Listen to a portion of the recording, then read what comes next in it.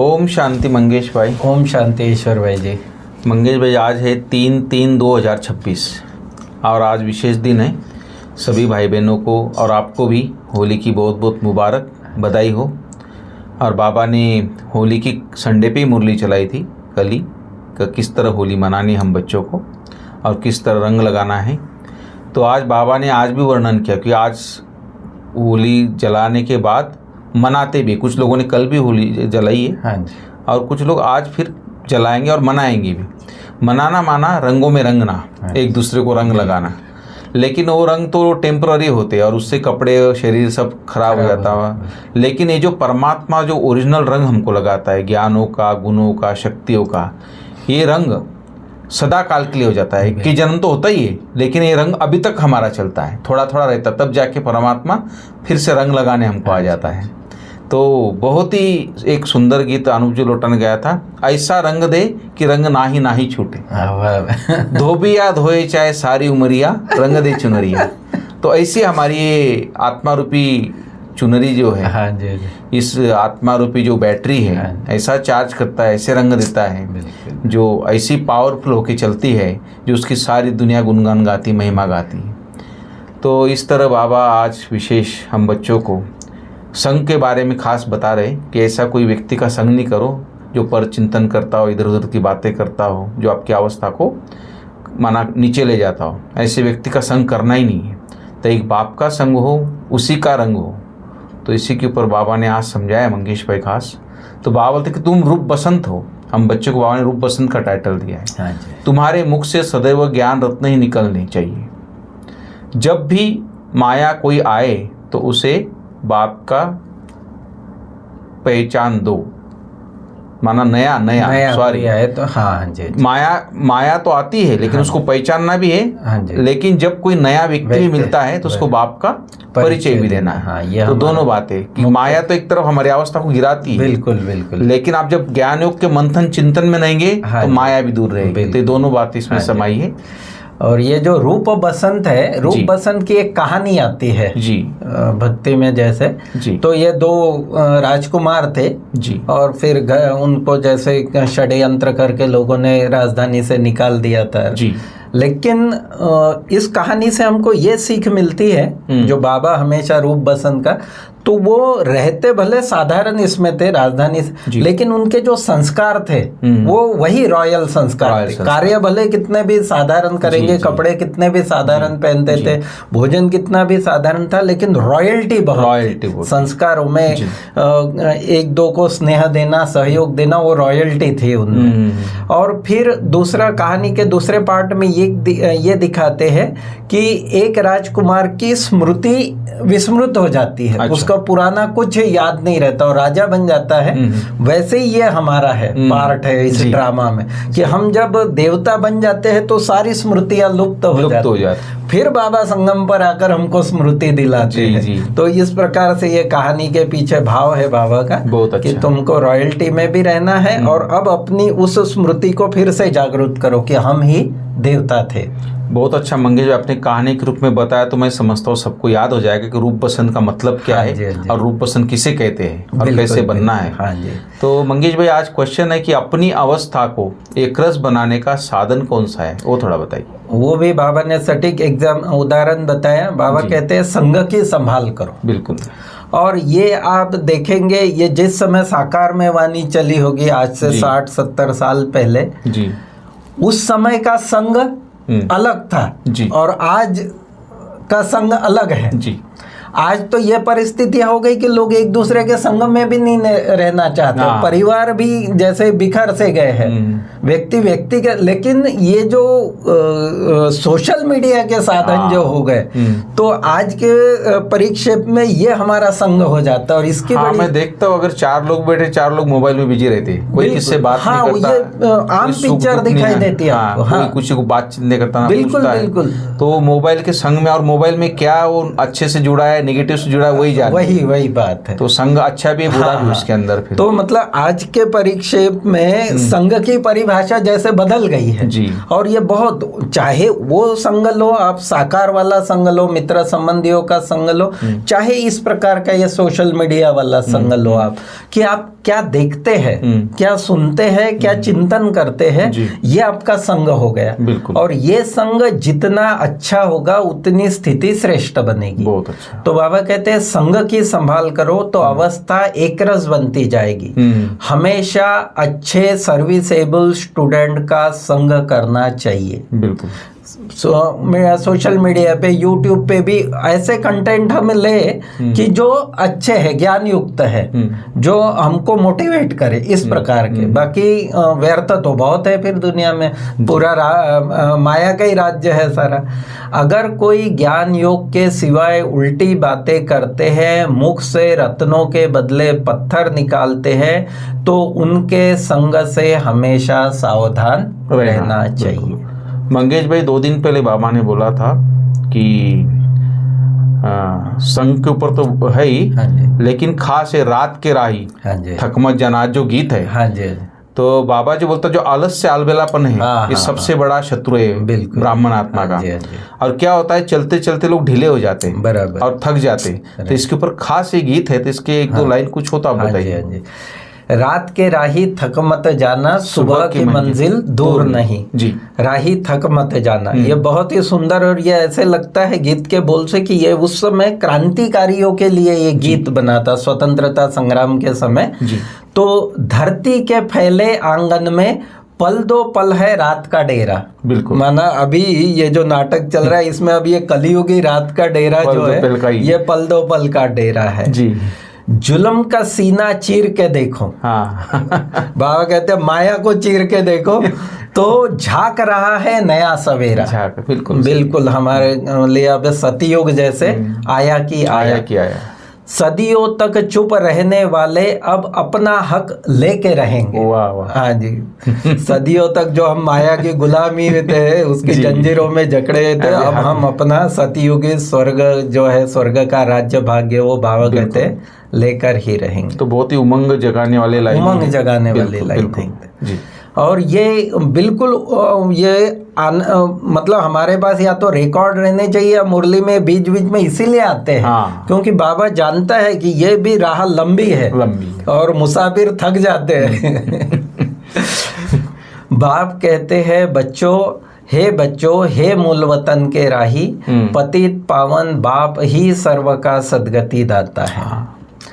कोई कहते हैं आपके महात्मा जी का दर्शन करें, ऐसे आते हैं ना बाहर से बोर्ड वगैरह भी दिखता है भाई, हाँ, महात्मा होगा, सन्यासी कोई वही साधु होगा बैठा। आज तो इसी टॉपिक पर बाबा ने बहुत सारा समझाया मुरली में कि कैसे उनको समझाओ कि ये कोई गुरु गोसावी वाला सिस्टम नहीं है। यहाँ पे यहाँ बाबा ने कहा नाम ही रखा है प्रजापिता ब्रह्मा कुमारी ईश्वरीय विश्वविद्यालय। तो प्रजापिता, पिता माना बाप हो गया, हाँ, तो और विश्वविद्यालय में पढ़ाई होगी। हाँ जी, हाँ जी। तो वह बाप हुआ ना, न कि गुरु। इसलिए गुरु का महात्मा का दर्शन करे, बाबा कहते यहाँ वो बात नहीं है। पहले तो बुद्धि से यह निकाल दो कि यह कोई गुरु का आश्रम है वगैरह, समझे कि यह घर है, फैमिली में आया हूँ जी। और ये आपने देखा जानकी दादी, बड़ी दादी, कितना जो भी बड़े बड़े आते थे, चाहे राष्ट्रपति से लेकर या प्रधानमंत्री, तो एकदम जैसे दादी भाई कह के और पूरा फैमिली का उनको फीलिंग दे देते थे, कितना भी बड़ा वीवीआईपी हो। लेकिन बाबा कहते कोई भी बाबा के घर में आए तो उसको ये सिस्टम नहीं, फैमिली में आया हूँ, ये सब हमारे भाई बहने हैं, इस प्रकार का। और बाबा हमारा बाबा है। यहाँ हमको ज्ञान सागर बाप पढ़ाते हैं, यह स्पिरिचुअल नॉलेज है। बराबर, ज्ञान सागर एक ही बाप है, देवताओं को भी ज्ञान सागर नहीं कह सकते, तो फिर मनुष्यों को कैसे कह सकते। तो बाबा कहते हैं ज्ञान देने वाला, स्पिरिचुअल नॉलेज देने वाला एक बाप ही है, निराकार शिव बाबा ही।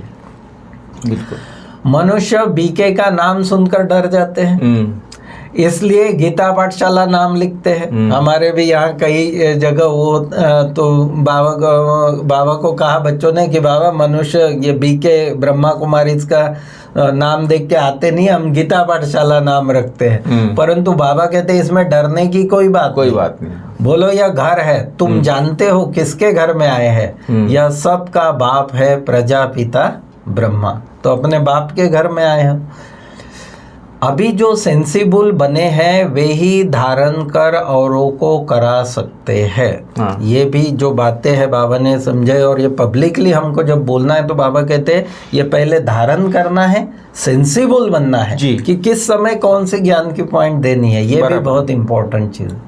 जिन बच्चों के मुख से सदैव रतन ही निकलते हैं उनको रूप बसंत कहा जाता है। रूप बसंत शब्द में बाबा ये भी डालता है कि रूप माना योगी और बसंत माना ज्ञानी, जो ज्ञान की खुशबू फैलाता है, और रूप माना जैसे स्वरूप है योग हमारा जी।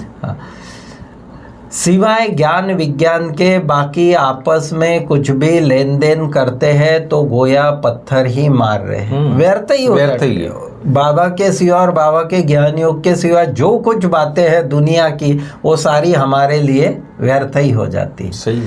अब बाप कहते हैं तुमको ज्ञान विज्ञान की बातें कर दिल को खुश करना है, माना ज्ञान योग की बातें कर दिल को खुश करना है। झरमुई की झगमुई की बातें न सुननी चाहिए न सुनानी चाहिए। और सच में ये ज्ञान योग की बातें जो है वो एकदम जैसे आत्मा को खुश कर देती है, उमंग उत्साह भर देती है, खुशी भर देती है।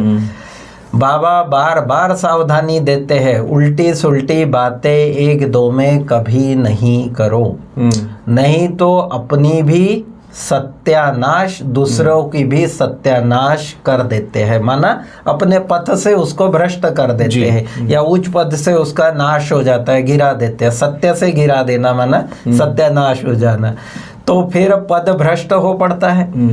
शौक होना चाहिए बाबा हम जाकर बहुतों को यह नॉलेज देवे, सर्विसेबल बच्चों की तो बाप भी महिमा करते हैं, ऐसे बच्चों का संग करना चाहिए। बाबा भी उनका सर्विसेबल बच्चों का बहुत रिगार्ड रखता है। बाबा कितनी अच्छी बातें सुनाते हैं, और सबसे मूल बात उसमें सबसे अच्छी बात, सबसे इम्पोर्टेंट, सबसे वैल्यूएबल बात, मन मना भव मध्याजी भव। कोई भी आए तो उनको समझाओ शिव बाबा सबका बाप है, वह कहते हैं मुझे याद करो तो स्वर्ग का वर्षा मिलेगा। और यही महान मंत्र भी है, मन मना भव का महान मंत्र ही है जिससे राजधानी का तिलक मिलता है। कितनी सहज बातें हैं, बाप को याद करो और औरों को कराओ तो बेड़ा पार हो जाएगा। ओम शांति। बहुत अच्छा मंगेश भाई, बाबा ने तो खास संघ के ऊपर अटेंशन खिंचवाया है कि एक बाप के संघ का ही रंग लगाना चाहिए, तो इसके ऊपर बाबा ने हर बात क्लियर किया। और सर्विसेबल बच्चा बनना चाहिए, जो फालतू इधर उधर की बातें करते उसका संग नहीं करना चाहिए। तो इसलिए बाबा ने उसको सेंसिबल कहा है, खास सेंसिबल बन, सबको बाप का परिचय भी देना है, मुख से कभी पत्थर नहीं निकालना है, पत्थर निकालो डिसर्विस हो गया, ऐसे डिसर्विस के माना निमित्त नहीं बनना है। और ज्ञान योग के सिवाय दूसरी कोई भी ऐसी कोई चर्चा करता है तो उससे बचना है, माना उससे दूर ही बनाना है, तो बिल्कुल ऐसी चर्चा भी नहीं करनी कभी। जो रूप बसंत है, सर्विसेबल है, उनका ही संग करना है, और जो उल्टी सुल्टी बातें सुनाते हैं उनके संग से बचना है। तो आज मुख्य बातें ये सब है आज की मुरली से। और आज वरदान है मंगेश भाई कि नॉलेज द्वारा रावण के बहु रूपों को जानकर उसके अट्रैक्शन से मुक्त रहने वाले हिम्मतवान आत्मा भव। रावण के जी, अभी तो रावण ने काफी जाल फैला दिया और वो जो अट्रैक्शन है उससे मुक्त हिम्मत वाली आत्मा उससे मुक्त रह सकती है जी। जो बच्चे नॉलेज द्वारा रावण के बहुरूपों को अच्छी तरह से जान गए हैं उनके आगे वह नजदीक भी नहीं आ सकती। चाहे सोने का चाहे हीरे का रूप धारण करे लेकिन उसके अट्रैक्शन में नहीं आएंगे। ऐसी सच्ची सीताएं बन लकीर के अंदर रहने का लक्ष्य रखो। सच्ची से सीता, वो सीता जी कहाँ फंस गए तो सोने का हिरन देख के, तो बाबा कहते ये सोने का हो चाहे हीरे का हो, ये सारे माया के सूक्ष्म रूप चमकीले रूप उससे आप अटेंशन देके दूर, अट्रैक्शन से दूर रहो। फिर यह रावण के बहुसेना वार करने के बजाय आपकी सहयोगी बन जाएगी। प्रकृति के 5 तत्व और 5 विकार ट्रांसफर होकर आपकी सेवा के लिए आएंगे। लेकिन पहले हमको हिम्मत रखनी है और माया को पहचानना है जी। फिर स्लोगन है, सेवाओं में सफलता प्राप्त करना है तो निर्माण चित्त की विशेषता को धारण करो। निर्माण चित्त जितना होगा ऑटोमेटिक सेवा बढ़ती जाएगी, क्योंकि संगठन में सब जो निर्माण चित्त होता है उससे सभी स्नेह करते हैं और सब सहयोग भी देते हैं उसको। जी बिल्कुल। और अव्यक्त इशारे जो मार्च महीने के हमारे हैं अभी, कि निश्चय के फाउंडेशन को मजबूत कर सदा निर्भय और निश्चिंत रहो। फाउंडेशन निश्चय का जी। विजयी बनने का फाउंडेशन है निश्चय। फाउंडेशन अगर पक्का है तो बिल्डिंग हिल नहीं सकती। निश्चिंत रहते हैं। अगर फाउंडेशन कच्चा है तो थोड़ा भी तूफान आएगा, थोड़ी भी धरनी हिलेगी तो भय होगा कि कहीं बिल्डिंग गिर ना जाए या दरारें ना आ जाए। लेकिन जिसका निश्चय का फाउंडेशन पक्का होगा तो वो निर्भय और निश्चिंत रहेंगे, स्थूल में भी और इधर सूक्ष्म में भी। स्थूल में भी हमारे यहाँ जैसे बिल्डिंगें बनती है, कितना मजबूत फाउंडेशन डालते हैं, तो हमको डर नहीं। और फिर अगर ये परमात्मा निश्चय की बात है, वो फाउंडेशन अगर मजबूत है तो फिर चाहे दुनिया एक तरफ हो जाए वो हमको हिला नहीं सकती। सही बात। हाँ जी। ओके मंगेश भाई, बहुत बहुत धन्यवाद, थैंक्स आपका। बहुत अच्छे से आपने विश्लेषण कराया आज की मुरली का। Thank you. ओम शांति।